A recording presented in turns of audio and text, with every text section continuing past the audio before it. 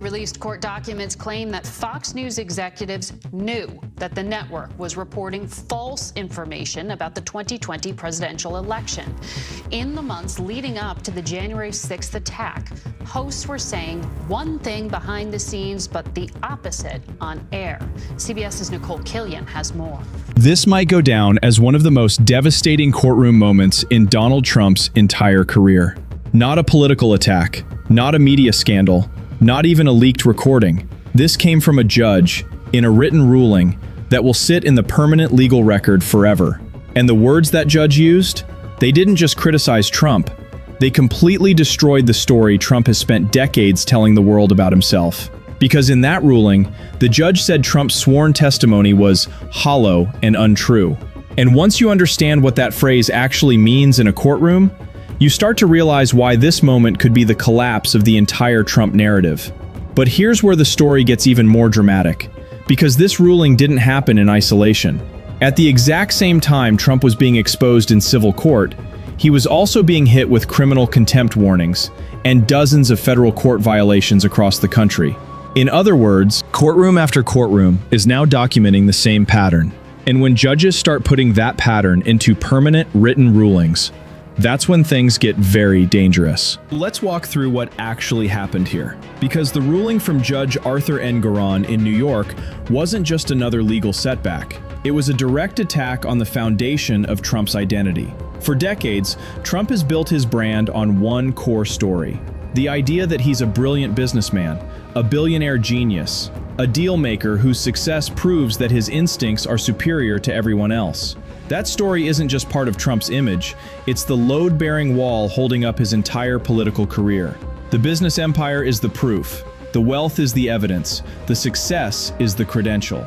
But in this ruling, the judge did something extraordinary. He examined Trump's financial claims under oath and concluded that the testimony defending them was hollow and untrue. In legal language, that's about as devastating as it gets, because it means the court didn't just disagree with Trump. The court concluded that the story itself wasn't real. Night, more fallout for Fox after a trove of emails, text messages, and transcripts revealed evidence the network's top executives and personalities pushed election claims on the air that they privately didn't believe, with one senior executive calling it an existential crisis.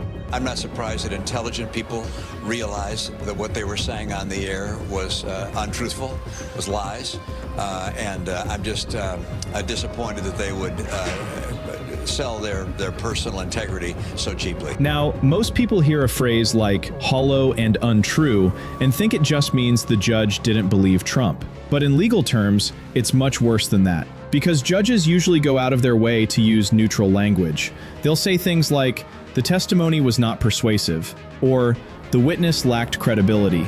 But hollow and untrue is different. It means the court believes the testimony had no real substance and was factually false. And the judge didn't stop there. In the same ruling, he described Trump's financial conduct as massive and staggering fraud that shocks the conscience. That phrase, shocks the conscience, isn't casual language. It's a legal threshold judges use when behavior is so extreme that normal penalties aren't enough. Which is exactly why the ruling came with a massive punishment. Nearly $500 million in penalties, and a 3-year ban on running businesses in New York. For a man who built his entire reputation on being a business empire builder. That's not just embarrassing, that's existential. But here's where the ruling becomes even more brutal. Because Trump's legal team tried several different defenses during the trial, and the judge dismantled every single one of them. First was the classic defense. Everyone does it. Trump's lawyers argued that inflating asset values is common in real estate, but the judge rejected that argument immediately. He said if the industry standard involves making false statements, then the industry standard itself is fraud. The second defense was about disclaimers. Trump's lawyers claimed that lenders knew the financial statements weren't verified. But again, the judge wasn't buying it. Because a disclaimer doesn't magically turn a false statement into the truth. If anything, the judge argued, it proves the person making the statement knew it might not hold up under scrutiny. And finally, there was the argument that no one was actually harmed. Trump's team said banks made money on the deals, So where's the victim? But under New York law, the judge explained, fraud doesn't require someone to lose money. If you lie to a financial institution to secure better terms, that's still fraud. And the court made that point crystal clear. Now, while all of this was happening in the fraud trial, something else was unfolding in criminal court. Judge Juan Merchan had already found Trump in criminal contempt 10 separate times. 10. That's not one mistake. That's a documented pattern of ignoring a court order. The order in question was a gag order designed to prevent Trump from attacking witnesses and jurors publicly. But according to the court, Trump kept violating it again and again and again. Each time the judge issued fines. But eventually, something very important happened in the courtroom. The judge said the fines were no longer enough to stop the behavior. And in the legal system, when financial penalties stop working, the next step is something far more serious: jail. Now, the judge hasn't taken that step yet, but the warning itself is already on the record, and that's what matters. Because every time a judge writes something like that into the official court record, it becomes part of the permanent legal history of the case. And here's where the story gets even bigger. Because this isn't just happening in one courtroom. Across the country, federal judges have been issuing dozens of orders demanding explanations from Trump's administration. In immigration cases alone, courts have issued at least 35 show cause orders. That's when a judge formally demands that the government explain why it should not be held in contempt of court.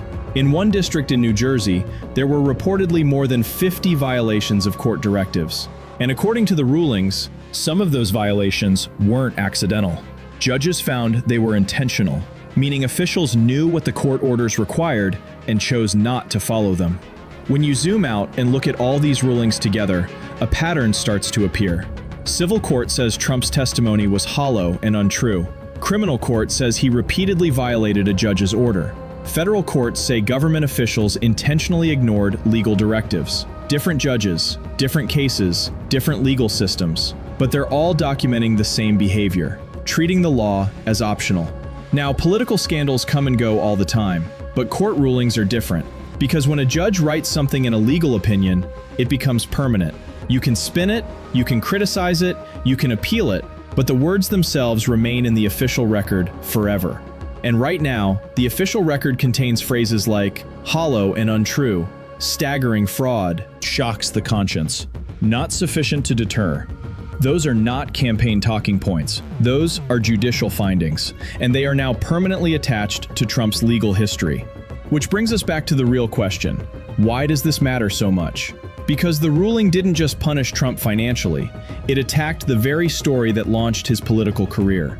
The idea that Donald Trump is the ultimate businessman, the genius dealmaker, the billionaire whose success proves he knows how to run things better than everyone else. The court didn't just question that narrative, it dismantled it, in writing, under the authority of the law. And that ruling will remain in the permanent legal record long after the news cycle moves on.